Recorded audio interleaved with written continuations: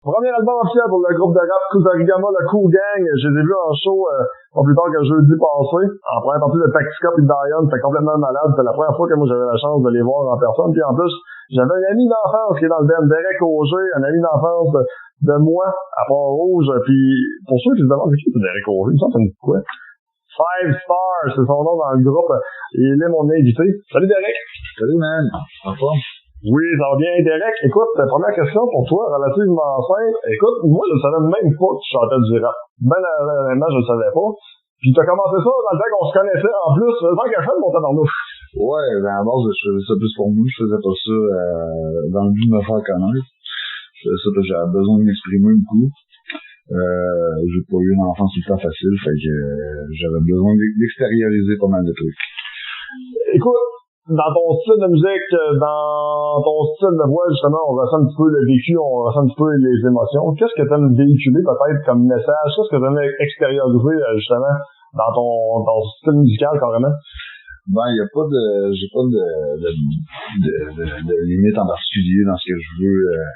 Moi, j'ai tout le temps essayé de varier les styles, les flows, les vibes dans toutes les chansons que j'ai faites. Ça change tout le temps, tu sais, c'est jamais tout le temps dans la même recette ou dans la même vibe. Je peux avoir de quoi super agressif, puis 2 semaines plus tard, je vais faire de quoi super rapide. Tu sais, ça dépend vraiment de la vibe que j'ai dans le moment. Puis moi, à base, ben, j'aime ça composer direct sur le micro à la place de prendre un crayon. Je trouve que c'est moins une corvée pour moi. J'écris aussi, mais le plus souvent, je vais composer direct en enregistrant. Fait que c'est ça. Je vais avec la vibe du moment, je te dirais. Pourquoi le rap, par exemple, versus, ça pourrait être le rock, ça pourrait être le metal, ça pourrait être, du hip-hop, mettons, plus freestyle. Qu'est-ce qui vient te chercher dans ce style-là?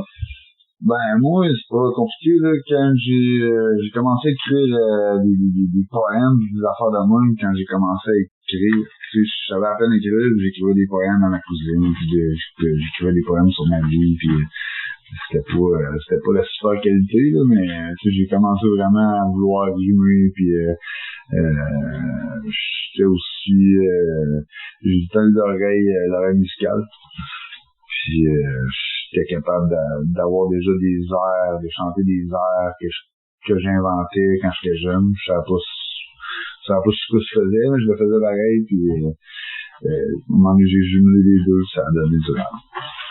Parle-moi de tes idoles, peut-être des influences premières, ça serait qui? Ben moi j'ai un gros idole dans le rap, c'est Silla, parce que je trouve que sa plume honnêtement est tellement de qualité comme des chorales. Tu dis j'atteindrai jamais ce niveau-là. Puis sinon, ben il y en a beaucoup que j'écoutais, puis que j'ai suivi, autant dans le rap français que le rap québécois. Mais c'est ça, je te dirais que mon gros idole, c'est le rap belge, je l'aime aussi beaucoup. Mais c'est ça, si là c'est un rappeur belge, puis je l'adore. Mais j'en ai suivi beaucoup pour plusieurs raisons différentes.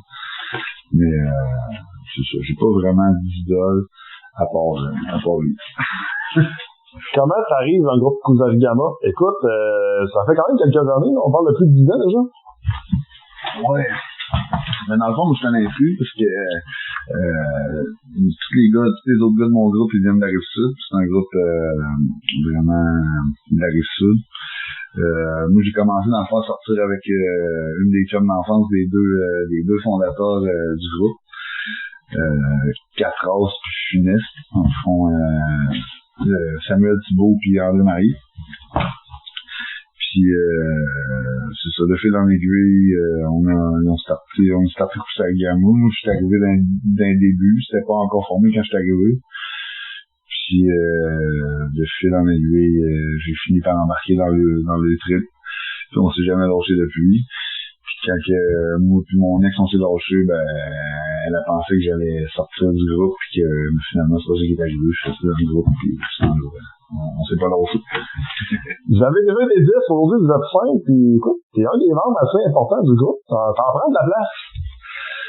Ouais, ça a l'air à ça. Ouais, avant on était 10, puis tu sais, quand on était en show, ça vargeait, là. Tu sais, 10 gars qui montent sur le stage en même temps, c'était intimidant, c'était quand même cool, mais on avait toutes des têtes fortes, on avait toutes des idées différentes, puis à la base, c'est ce qui fait notre force au coup gang, sauf que comme je te disais tantôt, les meetings me donnaient mal à la tête. C'était étourdissant, personne se la fermait, tu sais, personne écoutait la personne qui était censée parler, fait que déjà là en partant c'était compliqué. Puis au fil des années, il y en a qui se sont clairés petit à petit pour des raisons personnelles, puis pour d'autres raisons, puis pour des idéologies qui étaient peut-être pas les mêmes que ceux-là qui restaient. Puis finalement, ben ça fait une couple d'années qu'on est 5, puis je pense que c'est la recette gagnante, parce que ça va bien tout temps là, puis pas tout. Écoute, les gens vous ont acclamé, les gens vous aimaient. Écoute, moi, vous m'avez conquis. J'ai vraiment adoré, là. Écoute, le band, j'ai aimé votre énergie. J'ai trouvé que ça brassait. Il y avait du happiness en masse. Écoute, le monde était de bonne humeur. Le monde tripait. Le monde connaissait les verses. Écoute, Feu Sacré, pour moi, c'est une révélation. Le podcast, ça fait 3. Le podcast, j'écœure le monde avec ça, je les écoute 3 fois par jour. Mais le podcast, la tourne est vraiment malade, puis le clip est en passant, oui, comme Derek vient de mentionner en arrière, écoute, le clip est sur YouTube, puis le clip est malade. Bon, ils se sont brûlés le cul là-dessus, mais c'est pas grave, le clip est malade. Il faut absolument qu'on parle, justement, là, il y a quand même, je voudrais, là, que Crier au loup a été vraiment très bonne pour moi, je pense. Feu Sacré aussi, mais il y a quoi qui s'en vient aussi bientôt, on va en parler. Mais juste avant, Derek, je veux savoir, ton surnom de 5 Star, ça vient de où, ça? Ah, c'est que j'étais bien jeune, quand j'ai commencé à rapper, j'ai commencé à 10-11 ans. Puis ça a toujours resté, là, je me suis jamais cassé la tête avec ça, puis moi, ça voulait dire que je donne le meilleur de moi. Puis c'est pas mal tout. Mais tu sais, encore là, je dirais pas que le raisonnement, tu sais, je dirais pas que je trouve que ça veut dire la même chose aujourd'hui, mais j'ai jamais changé de surnom, puis j'ai tout le temps trouvé que ça m'allait bien, tu sais, je trouve que je donne de quoi de qualité quand je finis, puis mais c'est pas pour me vanter, là, c'est vraiment pas ça, c'est juste que ça part de loin, j'ai jamais changé, fait. Pour ceux qui se demandent c'est quoi un Kusarigama, c'est un nom japonais, puis écoute, je sais pas qu'est-ce que vous avez tant que ça à triper sur le Japon, mais ça avait l'air de triper pas mal sur le Japon. Ouais, ben, c'est certains gars qui trippent plus sur le Japon que d'autres. Kusarigama, c'est un nom, dans le fond, fait par les paysans japonais pour se défendre contre l'oppresseur, si on veut. Moi, je suis moins dans ces connaissances-là, tu sais, le nom était déjà trouvé quand je suis arrivé. Mais ouais, c'est vrai qu'on a de l'air de triper vers gauche. Non, mais je trouve que, tu sais, la vibe, elle nous correspond quand même pas pire. Je trouve que ça fait, somme toute. Tu sais, j'en glissé un petit mot tantôt, Crier au loup, également Feu Sacré, oui, c'est des tunes qui poignent pas mal, là, je vous dirais, sur les réseaux sociaux, là, dans les dernières années. Il y a eu le mixtape également, tu sais, il y a des bonnes tunes, là, pas de force. Mais là, on parle d'un premier album officiel qui va sortir le 22 mars. Encore une fois, le japonais de retour, Oni. J'ai goût de savoir, mettons, si on compare à Feu Sacré, puis on compare, mettons, à Crier au loup, mettons, dans les tunes qui sont plus récentes, on est-tu dans les mêmes vibes ou ça va être différent? Je te dirais que ça va être différent parce que là, on a plus une ligne directrice, un vibe général du groupe qui est plus défini qu'il l'était quand on a sorti notre mixtape. Puis je te dirais que là, c'est plus dans le but de faire connaître un peu cette vibe générale-là. Il va y avoir un autre projet qui va sortir avec une plutôt vibe de cet été, mais là pour l'instant c'est notre premier album, fait que on est allé un peu, on touche un peu à tout ce qui nous décrit le plus, ce qui rend plus hommage à la vibe du général du groupe. Tu sais, on parle de Oni, ça veut dire, tu nous disais avant l'entrevue que ça correspond à un genre de masque japonais là, que les guerriers avaient, là, grosso modo, c'est un peu ça. Là. Mais Vous m'avez caché de quoi, ma gang de tabarnouche, vous autres? Solide, là, vous arrêtez pas de dire ça, solide. Les gars, ils sont pas trop, le disque est en train de sauter, là. Ils capotent là-dessus. C'est le nom de la prochaine tour, ça? Prochain single? Yes, le clip va sortir pas longtemps après la sortie de l'album, le 22 mars. Ça parle de quoi, solide?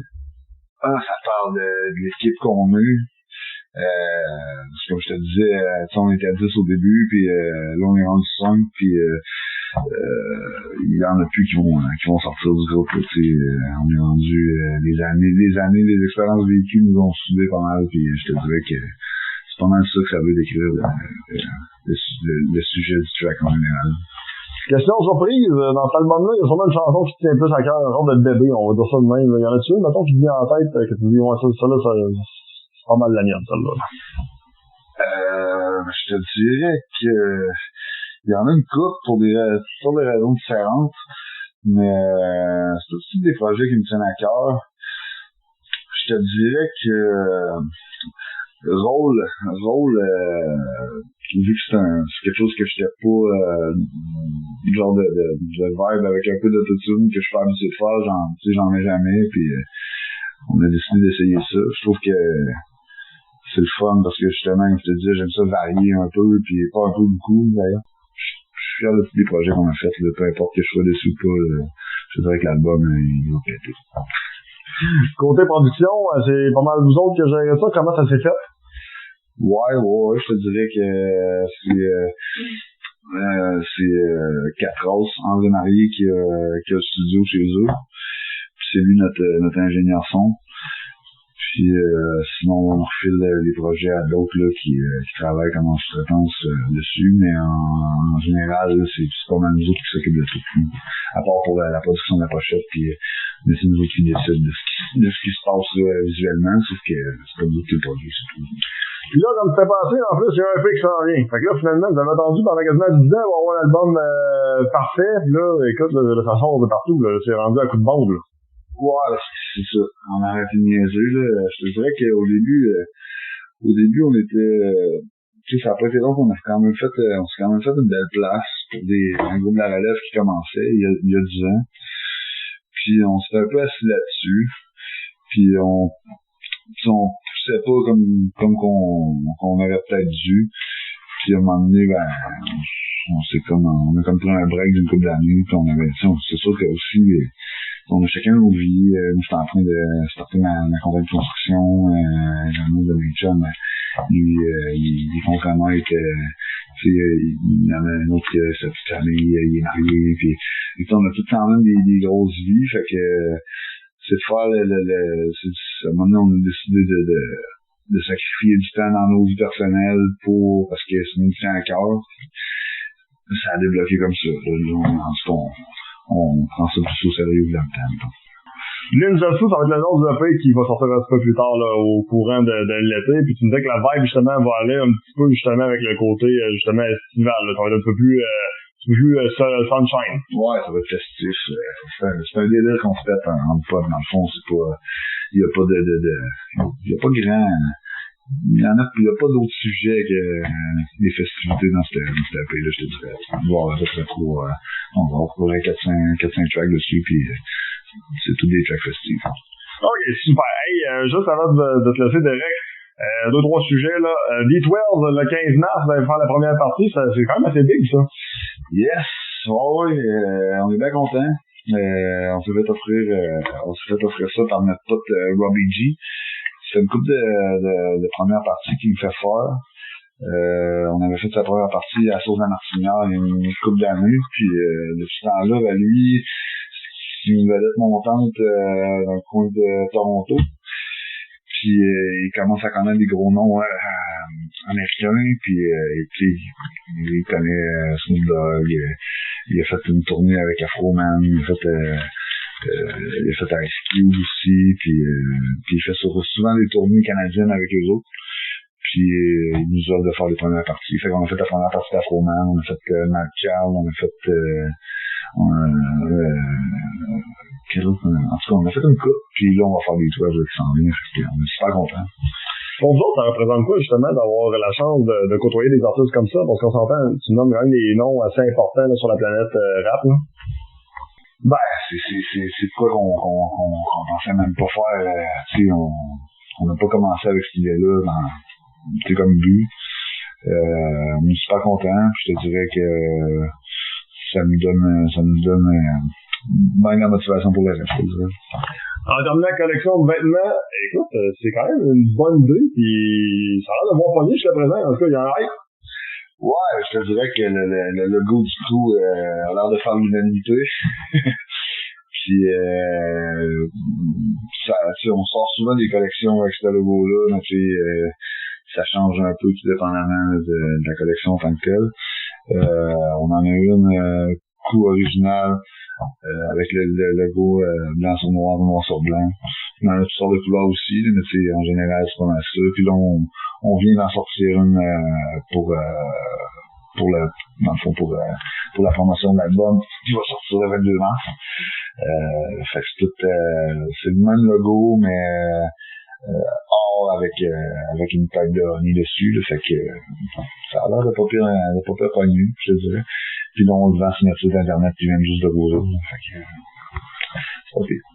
Pour ceux qui veulent avoir plus d'informations, peut-être en résumé, écoute, le 22 mars, Funny qui sort, c'est votre premier album officiel, puis peut-être en terminant, juste mentionner le site internet. Yes, poussarigama.ca. Derek Auger, 5 stars, un gros merci de ton temps, puis écoute, bien fier de ta carrière jusqu'à présent. J'ai juste hâte de voir la suite de la chose. Écoute, c'est malade, je suis déjà vendu. Yeah, man, un gros merci à toi.